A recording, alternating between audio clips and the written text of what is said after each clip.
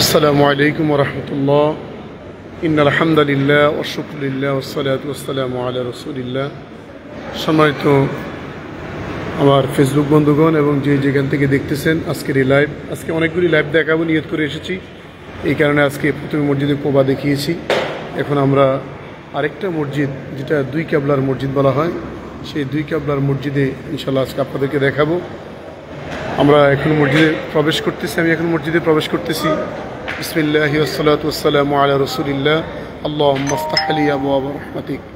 আমরা এই মুহূর্তে যে মসজিদটার মধ্যে প্রবেশ করেছি আমি, সেই মসজিদটা হচ্ছে মসজিদে জুল কিবলাতাইন, যেটাকে দুই কিবলার মসজিদ বলা হয়। এটার চমৎকার একটা ইতিহাস রয়েছে। রাসূল করিম সাল্লাল্লাহু আলাইহি ওয়াসাল্লাম তিনি মক্কায় জন্মগ্রহণ করেছেন। মক্কা মুসলমানদের প্রথম কিবলা, যেহেতু আল্লাহ তাআলার পৃথিবীর সর্বপ্রথম গড় হচ্ছে বাইতুল্লাহ শরীফ, এই কারণে মক্কা শরীফ হচ্ছে প্রথম কিবলা।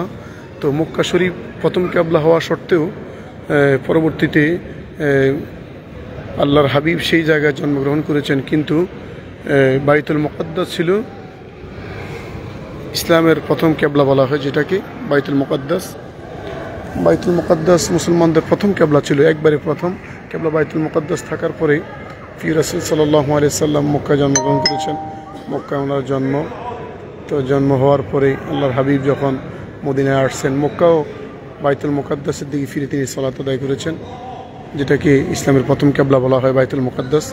বাইতুল মাকদাস বা বাইতুল মুকাদ্দাস, যেটা জেরুজালেমে অবস্থিত, যেটা বর্তমান ইহুদিরা দখল করে আছে, সেই বাইতুল মুকাদ্দাস। তো আল্লাহর হাবিব মদিনায় এসেও বাইতুল মুকাদ্দাসের দিকে ফিরে সালাত আদায় করতেন, কিন্তু রাসূল করিম সাল্লাল্লাহু আলাইহি সাল্লামের মনটা বেজার ছিল।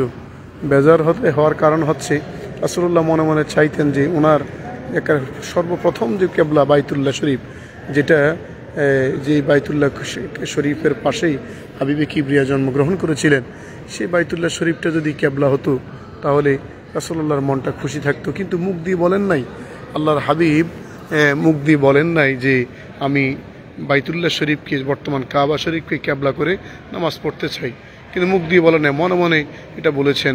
তখন আল্লাহ তাআলা প্রিয় হাবিব একদিন সলাতুল আসর সলাত আদায় করার জন্য এই মসজিদে আসলেন। এই মসজিদটা হচ্ছে মক্কার মদিনাতুল মুনাওয়ারা মসজিদ নববী থেকে 5.5 কিলোমিটার দূরে।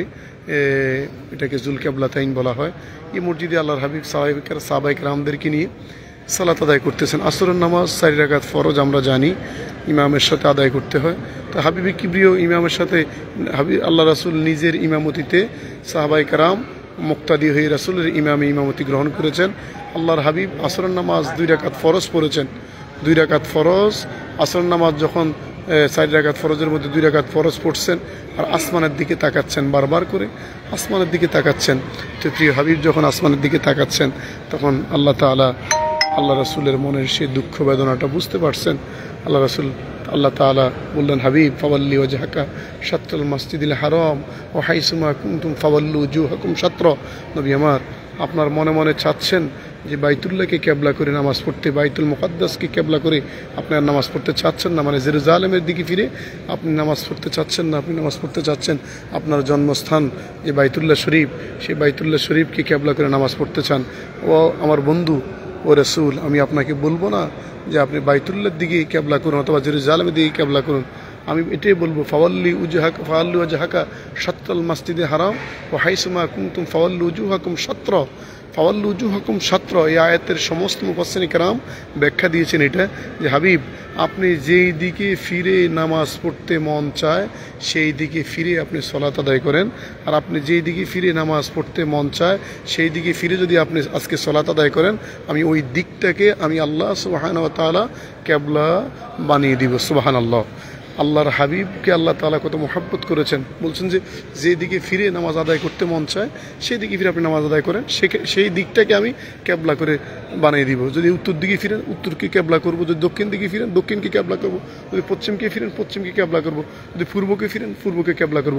তো আল্লাহ রাসূল ঠিক সাহাবায়ে কেরামদেরকে নিয়ে আগে এই দিকে ফিরে নামাজ আদায় করছেন, একবারে এই দিকে ফিরে নামাজ আদায় করছেন। এটা হচ্ছে আগের কিবলা, এই যে আমি দেখাচ্ছি, আপনারা যদি দেখতে পারেন, এটা হচ্ছে আগের কিবলা।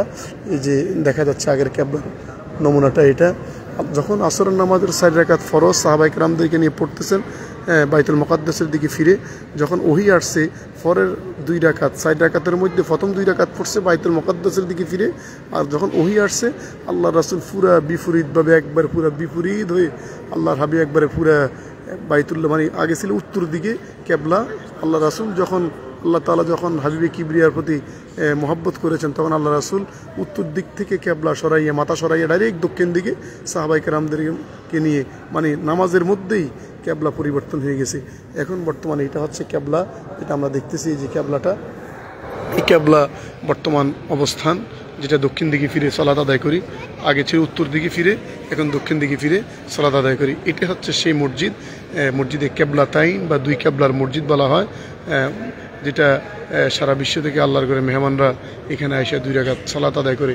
দেখেন মসজিদে কেবলাতাইন যেটা এত নিখুঁত কাজ, এত সুন্দর নান্দনিক কাজ, দেখলে আমাদের আসলে হৃদয়টা ভরে যায়।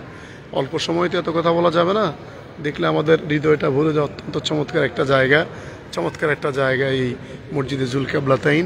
এটা নিখুঁত কাজ করেছেন, এখানে আসলে হৃদয়টা জুড়ে যায়। তো সম্মানিত হাজিরিন, আজকে যারা মসজিদ জুল কেবলাতাইন দেখেছেন সবাইকে মোবারকবাদ, দোয়া করি আল্লাহ তাআলা আপনাদেরকে মোবাইলে মিডিয়াতে শুধু না দেখে আল্লাহ তাআলা একবার প্রকাশ্যে এই কেবলাতাইনে আসার সুযোগ করে দেখ। আল্লাহ যাতে আমাদের এই জায়গাগুলি এসে আমরা সচক্ষে দেখে আমাদের হৃদয়টা জুড়াইতে পারি, মনটা জুড়াইতে পারি। আল্লাহ সবাইকে আসার তৌফিক দান করুক, সবাইকে মোবারকবাদ জানিয়ে দেশ এবং সব প্রবাসের সকলকে আল্লাহ নেকে হায়াতে বা দান করুক, আমাদের মাতৃভূমিকে আল্লাহ হেফাজত করুক। ইনশাআল্লাহ পরবর্তীতে আমরা যাব উহুদের ময়দান, সেখানে গেলে ইনশাআল্লাহ আমরা এই উহুদের ময়দান সম্পর্কে বর্ণনা করব। আল্লাহ পাক আমাদের সবাইকে কবুল করুক, আমাদের জীবনের গুনাহগুলি মাফ করুক, আমাদের হায়াতের মধ্যে আল্লাহ তাআলা বরকত দান করুক। এখানে বিদায় নিলাম। আসসালামু আলাইকুম ওয়া রাহমাতুল্লাহ। মসজিদে জুল কেবলাতাইন থেকে বিদায় নিলাম, সবাইকে মোবারকবাদ জানিয়ে আসসালামু আলাইকুম ওয়া রাহমাতুল্লাহ।